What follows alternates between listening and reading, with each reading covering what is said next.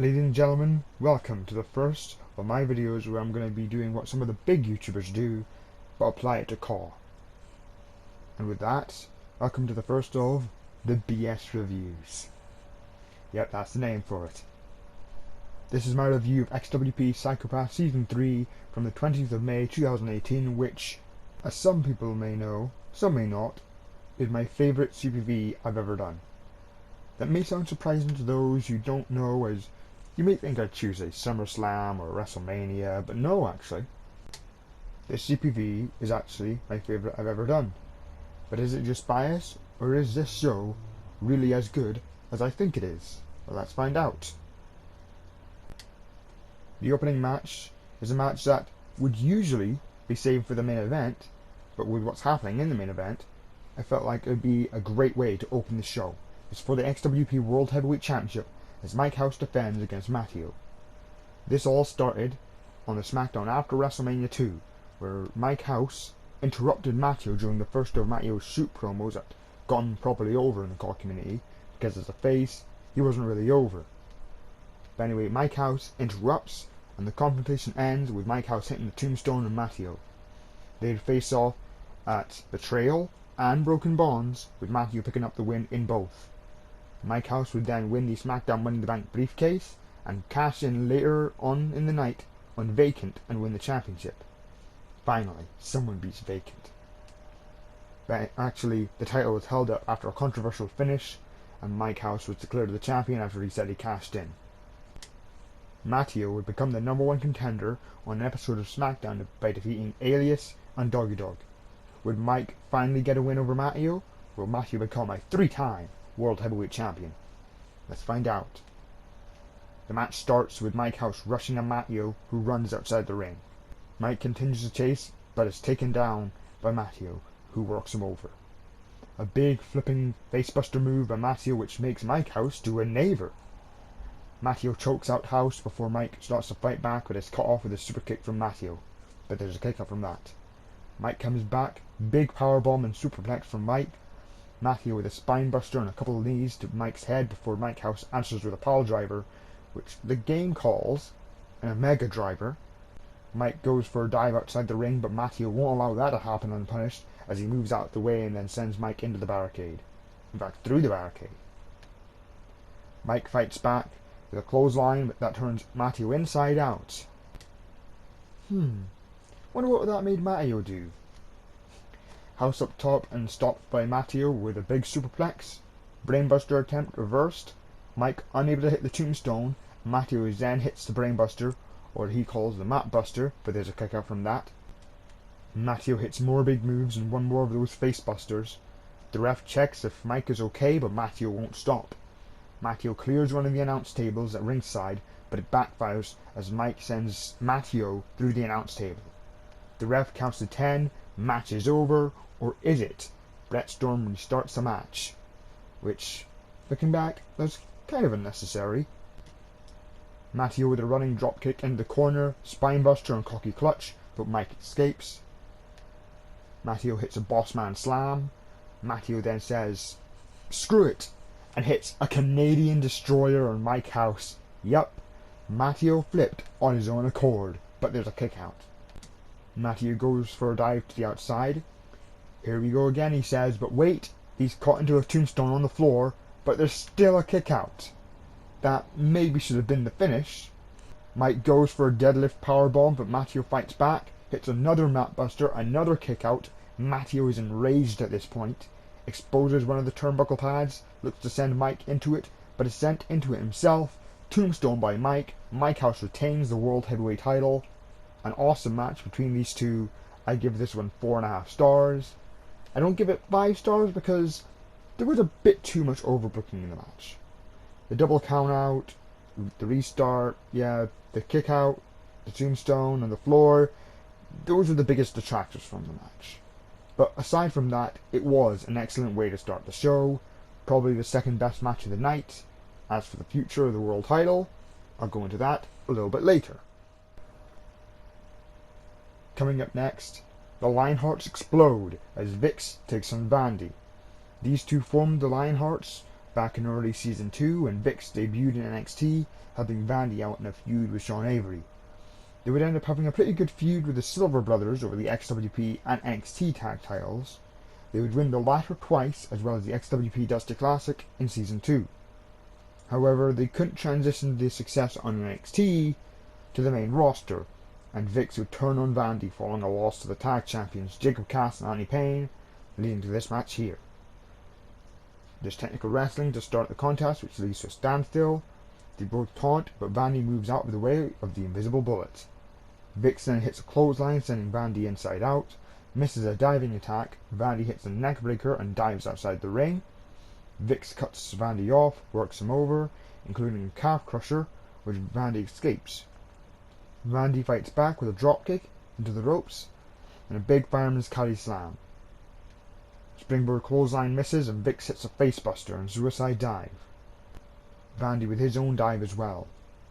Vixx with a top rope Frankensteiner misses a super kick. Backslide, but Vandy kicks out. Vandy goes for the blackout, but Vixx sends Vandy to the outside of the ring and hits a tope con hilo to the outside onto Vandy. Vandy fights back with a clothesline, reverse atomic drop and low drop kick to the face. Springboard forearm by Vandy. Vixx hits a couple forearms, misses the third. Ends the gritty by Vandy. Back on the outside. Vixx with a calf crusher on the floor, but Vandy escapes. Vixx misses a springboard knee. Vandy goes for some sort of tiger bomb, but Vixx is able to counter. Vixx was a 1916. He goes for the skull crushing finale, but Vandy counters into a stunner. Blackout by Vandy for the win. After the match, Vixx beats down Vandy to get his heat back. The issue between these two is not over.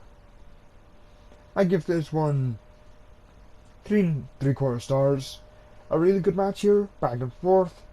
These two had pretty good chemistry. They would have an even better match at Take It or Leave It a couple of months later for the Internet Championship in a 2 out of 3 falls match, which Vixx would win, sending Vandy to Raw, ending the rivalry. But this match, it was still good for what it was. Next up is sure to be a fight as Shadow defends the XWP Intercontinental title against Jackson Montgomery. Shadow won the championship back at Broken Bonds from Rocker. Shadow defended the championship at SummerSlam against Rocker and Montgomery, where Rocker was the one pinned. Montgomery got this match as a result of the post-match brawl, and then he won a number 1 contenders match on the following SmackDown, which is also why this match falls kind of with the post-match brawl. During Shadow's entrance, Jackson attacks and the match starts with a brawl on the floor. Jackson swings Shadow into the barricade, misses an elbow on the floor. Shadow hits him with the IC title, beats down Montgomery with the post, steps, dives off the apron but doesn't get all of it. This allows Jackson to fight back with a chair, puts the chair onto the steps, powerbombs the Shadow on the chair and steps. Spear, jackhammer attempt reversed. Montgomery sent into the post again. Shadow clears the announce table. Jackson gets the elbow off the apron. Spear by Jackson. Shadow hits a Falcon's arrow through the announce table. Couldn't capitalize immediately though, allowing Jackson to kick out. Shadow sends Jackson into the other steps. Jackson fights back, sends Shadow into the ring, grabs the steps, but Shadow dives out of the ring onto Jackson, who is holding the steps. Which, jeez, that looked brutal. They fight into the crowd. Spear through a table, but a kick out. Powerbomb into a bin. Oh, sorry, a trash can to Americans. A Razor's Edge attempt, seemingly, but is countered into a neckbreaker by Shadow. Shadow sends Jackson into an equipment box. Dragon suplex, misses a double stomp from the box, and Jackson with a kendo stick. Jackson on the box, but Shadow sweeps the leg. Flapjack through the other table. The two brawl onto the stage. Set up powerbomb by Shadow, but a kick out. Shadow's bite, but Jackson escapes. Backstage we go as Jackson powerbombs Shadow through a table, and then Jackson drags Shadow back to ringside. Shadow fights back, snake eyes into the steps, a lawn dart into the post, goes for it again, but Jackson's able to reverse and hits a jackhammer, but there's a kick out. Jackson sends Shadow into the ring, sets up a crazy contraption with the steps and chairs, a spear through the ropes onto that contraption, What a bump that was. Jackson covers and wins. That was a wild brawl.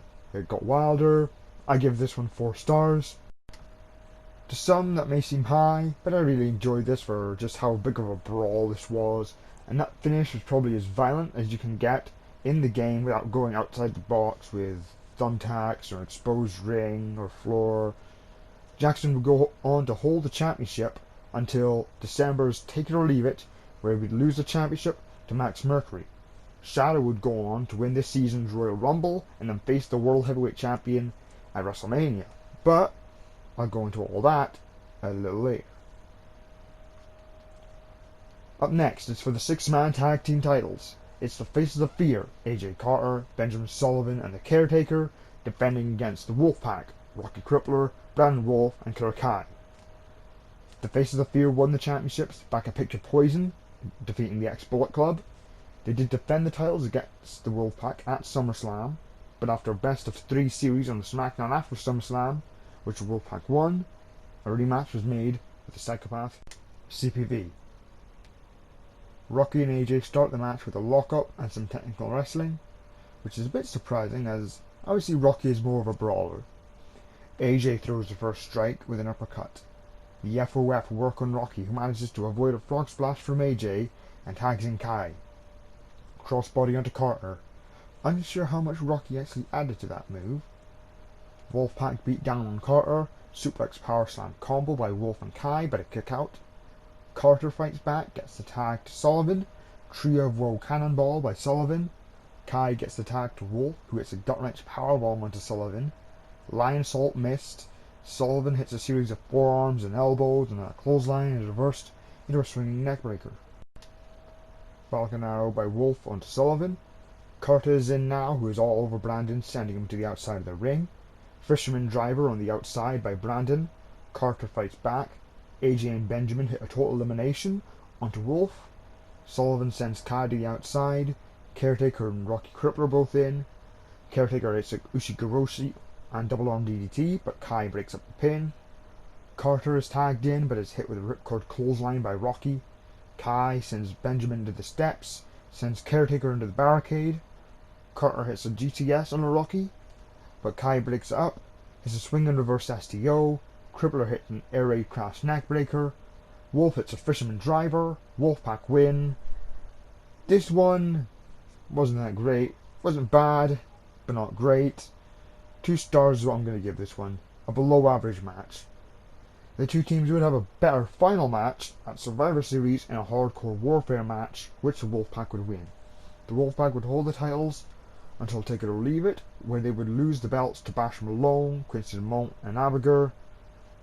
And all of a sudden, I'm feeling like I'm saying the names DeMont and Abigail wrong, but whatever. Backstage, Alieus heads into a locker room with Brett Storm in it. Boy, it's weird saying my name in third person. Alieus asks for a match as he's not booked tonight. Brett responds by giving him a match against Doggy later on tonight, who also entered a match. Up next is for the XWP and ECCW Hardcore Championships, as Jake Navor challenges Nick Rich. Why do I mention the ECCW Hardcore Championship?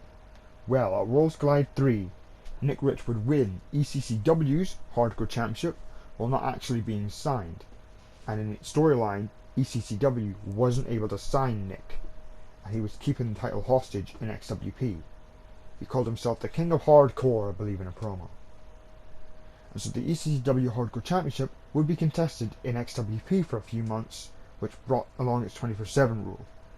In theory, the idea of someone keeping a rival's promotion's title hostage in another promotion, it does sound interesting, but I don't think people like this much. The main thing I saw people didn't like was the 24/7 rule, which I found kind of weird, because I thought people enjoyed the WWE Hardcore Championship with its 24/7 rule. But people didn't like the ECCW Hardcore Championship's 24/7 rule. But anyway, Jake Navor got this match thanks to him winning and losing the ECCW Hardcore Championship to Nick Rich on an episode of SmackDown. The match starts in a similar way to the opening match, which, bit of a bummer, but oh well. Nick brings out a table, Navor dives out on top of him. Nick gets back in control and hits him with a ladder and a table. This match does seem to have a few different chapters. Right now it's more of a hardcore match with no real psychology or wrestling. It's more of just a hardcore fight, kind of like the IC title match. Navor with a slingshot senton in the ring and then goes for a Topicon Hilo but misses. Rich with a roundhouse kick. Navor fights back. Meteora from the top. Swing neckbreaker from Rich. Head scissors by Navor. Navor spikes Rich with a DDT onto a ladder. That looked pretty brutal. Rich on the outside now. Navor runs up a ladder like a ramp and hits a diving axe handle onto Nick Rich on the outside. Rich is back in control, slams Navor into the apron, tosses the ladder onto Navor on the outside, and then dives onto him with a plancha. Back in the ring we go. Navor hits a middle rope moonsault DDT, sets up a chair in the corner but it backfires. Rich with a chicken wing, but Navor is able to escape. Rich slams Navor through a table, dives onto Navor onto the outside. Springboard moonsault by Navor onto Nick Rich. Navor brings out another table and sets it on fire. Navor goes on the apron. Nick nearly powerbombs Navor through the table, but Navor's able to reverse. Rich avoids a dive from Navor, and Jake goes through the flaming table. Now we enter a short chapter where they go back and forth without weapons, and it's here where I start to wonder what a full match between these two would be without weapons. Well, what it would look like, because they seemingly have good chemistry. Rich goes for the Rich's clash, but Navor blocks it and hits a patella drop brainbuster. Discus big boot reversed, crucifix by Nick, but a kick out. Rich's clash again reversed into a sunset flip, which is kicked out of. Navor then dives through the ropes, hitting a tornado DDT on the outside, and here's where the ECCW Hardcore Titles 24/7 rule comes into effect. Zach Thompson attacks Navor, pins Nick to become the champion. Matty Khan then comes out and attacks Zach to win the title. Lula then wins the title, then Duncan Connor, then Jason Silver, then Jake Navor, then Jason Silver again, then Rocker, then Matty Khan. And it's at this point I start thinking, how many title changes are left? And it's also at this point where I realised the problem. There was a bit too many ECCW Hardcore title changes. It was overkill. And quickly going through the rest of the changes: PJ Skills, Alex Silver, Connor, Jason Silver, Jake Navor, Matty Khan, Zach Thompson, Matty Khan, Lula, Kenny Taylor, Matteo, Matty Khan, AJ Carter, back to Jake Navor, who this one is one with an amazing imploding 450 off the top of a ladder. And then finally back to Nick Rich, who ends up winning the actual match, as the match never actually ended, with a Rich's clash on a ladder to retain the title. This one is going to get marked down for the overkill of the 24/7 rule. I'll go with 2.25 stars. The stuff between Navor and Rich was good to great. Then up to Matty's second title win with a 24/7 title, I was fine with, but then it started getting overkill. Although the way Navor won the title last was admittedly pretty good. But 2.25 stars is the highest I can give this. As for the future of the Hardcore Championships, ECCW did introduce an interim Hardcore title when Rick held the title hostage. The title would end up going back to ECCW when Jake Navor won both titles in a steel cage match at Survivor Series. Up next is an impromptu match as Alieus takes on DoggyDog. Even though this match is impromptu, these two do have some history in XWP. They feuded over the world title earlier on in Season 3. They main evented Money in the Bank, but the match ended in controversy as Alieus kicked out, but the referee still counted 3. Then the title was vacated, leaving the Mike House cashing in on Bacon, like I mentioned earlier. Match starts off with a back and forth grappling, which Doggy would win in that exchange. Doggy works on Alieus before Alieus fights back by throwing Doggy to the outside. Top rope bionic elbow by Alieus on the outside and a pump handle slam onto the barricade. Alieus goes for the powerbomb, but Doggy counters. DDB attempted first. O'Connor roll but a kick out. Doggy hits a big gut wrench powerbomb, goes for a suicide dive, but Alieus is able to reverse. 3 Amigos by Alieus, with the last one being his fisherman suplex. Alieus dives to the outside, but crashes and burns. DoggyDog boot connects, but a kick out. Alieus fights back, hits the powerbomb and lariat. Not lariat, the lariat, but a kick out. Both men has kicked out each other's big moves now. An avalanche arm drag by Doggy, and unprettier, but a kick out. Doggy can't hit the Doggy style flapjack. Alieus hits a Samoan drop, buckle bomb, fisherman suplex, avalanche volley slam. He hits the reel and picks up the win. I give this one 3 2/4. No, 3 1/4 stars. Solid match here. Nothing over the top amazing, but definitely a good match between two main eventers on SmackDown. Doggy would soon move to NXT after losing to Jacob Steele at Survivor Series, leading to Doggy winning the NXT title in a fatal 4-way match at TakeOver New York. Alieus would move into a feud with Matteo and then Sean in a feud with the AWC TWE Absolute Championship. Up next, Cycloper versus Brett Storm. This rivalry started at Money in the Bank, when Cycloper, who was annoyed over not being in the SmackDown Money in the Bank match, would interfere. Brett Storm and Matty Khan, who were both in that match, weren't happy, and a triple threat was made for the Internet title at SummerSlam. But that match wouldn't happen unless Cycloper beat down both men before any match could happen. At Worlds Collide 3, Brett Storm, Matty Khan, and Matteo would pick a representative from XWP, IWA, and ECCW respectively to face Cycloper for the Internet title.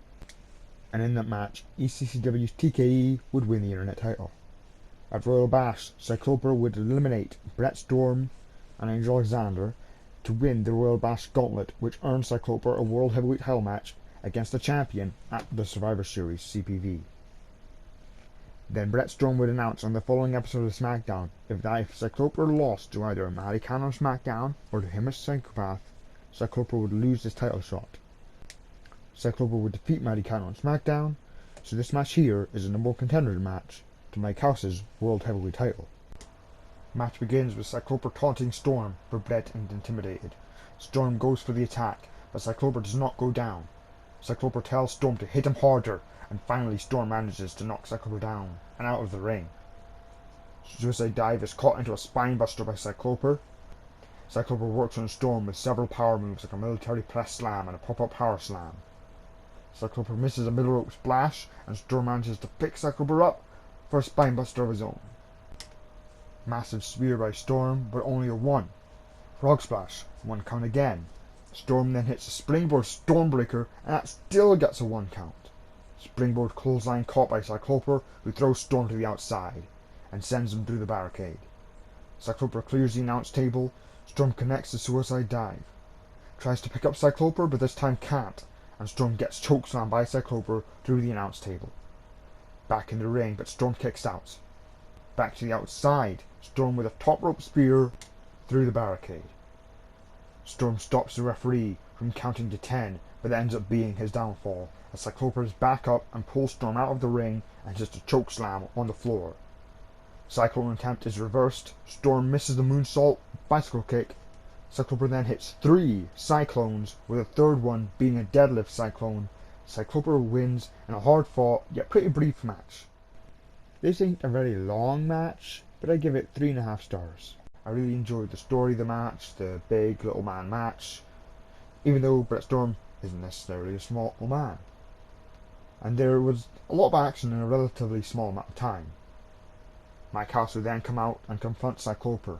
The match at Survivor Series would end with a new champion. Cycloper would win the title and then hold the championship until WrestleMania, losing to Alexander when he invoked his World Title Match clause he won by winning the All-Star Tournament. And now it's time for the main event. It's inside Hell in a Cell. It's for the Tag Team Championships as SWED challenge Jacob Cass and Anthony Payne. This started back at Picture Poison when SWED won the tag titles from Cass and Payne. They offered to shake hands, but Cass and Payne declined. After a rematch of Money in the Bank with the same result, Cass and Payne turned heel and attacked SWED, leading to an underrated match at SummerSlam. Underrated as in the match isn't talked about that much, not actual storyline. But this is where Cass and Payne would regain the titles. After a brawl on the following episode of SmackDown, it was announced that the two teams would compete in only the second ever XWP Hell in a Cell match in the main event of Psychopath Season 3. This match did end up being rated 5 stars by the CWO, which people know that I like. You can take it for what you will though. The match begins before the cell even lowers as Cass and Payne attack SWED during the entrance and lock Francis out of the cell, leaving Rocher alone in the cell fighting a 2-on-1 battle. Can Francis, whatever the pronunciation of that is, can he find a way in? Well, it's Francois, so he'll find some way in. But we'll see how later. Cass and Payne work on Rocher. Rocher is the first to be sent into the cell as he's speared off the apron and into the cell. Cass with a springboard moonsault onto Rocher. Rocher does have some hope spots in, like reversing a Anthony Payne powerbomb attempt into a DDT, but Cass hits a reverse suplex to cut Rocher back off. Payne clotheslines Rocher into the cell. Cass lawn darts Rocher into the post and then hits a super kick. Payne and Cass hits a unique double team move where Cass hits a suplex that gets Rocher onto Anthony Payne's shoulders, who then hits an Alieus stun gun onto Rocher, and well, as you've seen from when Matty Khan hits that move, the whiplash is brutal as always. A superkick party on Rocher. Francois calls upon the ref to open the door, but the lock is on the outside. What will Francois do? Why, he runs into the cell door to try to break the door down, of course. But it doesn't work. Francois then runs backstage, saying that he knows what he must do. What does Frank have in mind? Well, we'll have to find out. Back to the ring. Cass goes for a Falcon's Arrow, but Rocher is able to reverse into a stunner and clotheslines Cass out the ring. Cass misses, a springboard knee is once again sent out of the ring. Rocher taunts, but Payne from behind with a shot to the kidney. Payne goes for a total roll slam, but Rocher manages to connect with a head scissors on Cass on the way down. Rocher gets a second wind, and he's now taking it to both Cass and Payne, hitting multiple suplexes on Payne. Sends Payne into the cell. Springboard Hurricane Rana onto Anthony Payne on the floor. Super kick on Payne by Rocher, but a kick out. A top rope backbreaker by Payne on Rocher. Shooting star press misses. Rocher with a buckle bomb, but a kick out. Payne goes for the spinning heel kick, but Rocher ducks and hits another super kick. Goes for looks like a Destino, but Anthony Payne is able to lawn dart him into the corner. Payne hits a belly to belly onto Rocher, but once again Rocher is able to take out Cass on the way down, keeping Cass out of the match for a little bit longer. Backstage we go as Frank has found what he's looking for. A fire extinguisher. A callback to the fire extinguisher that was used in the SummerSlam match where Frank was using it for a very long time in their SummerSlam encounter. However, a road agent informs Frank that, due to limitations, he can't take the fire extinguisher to the ring. Of course, the limitations being the game. The game is the limitation, meaning Frank needs another way in. What can he do?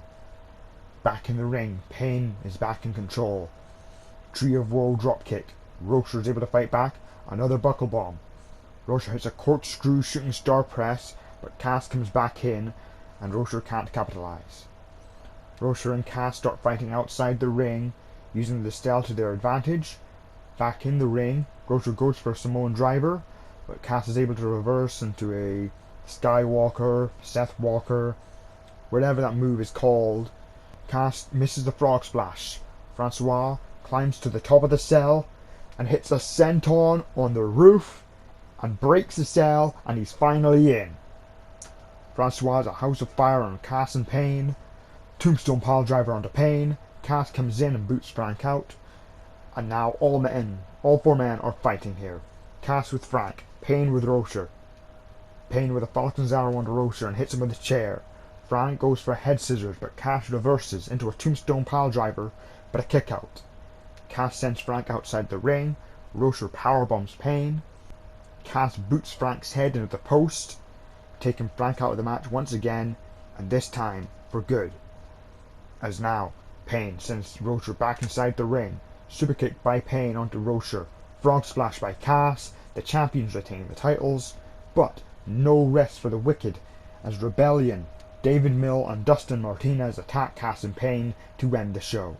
But wow, what a match. I give this match 5 stars.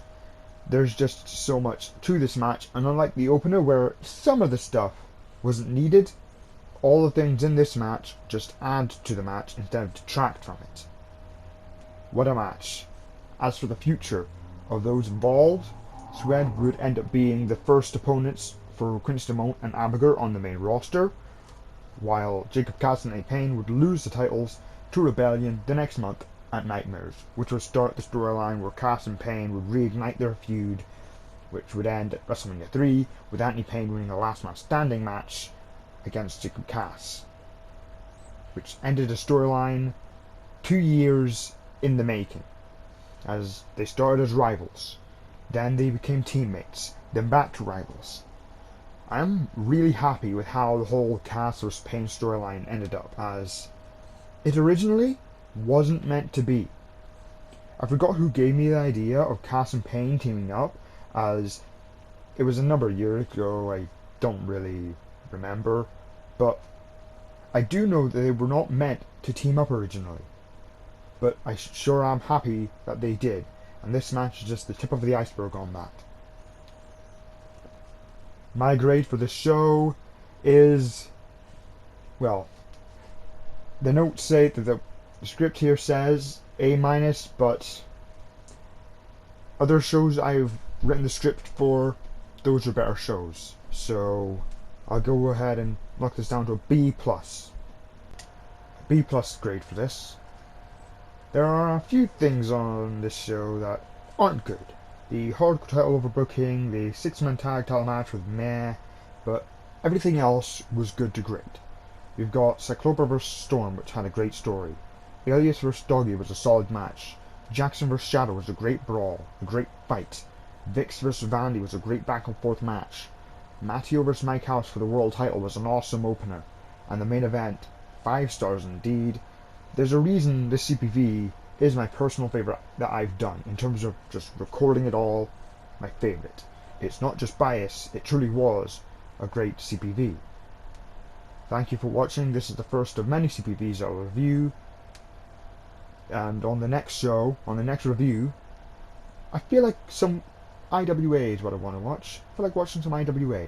So I look at IWA SummerSlam Season 2. I've been Brett Storm, and I'll see you all on the next video.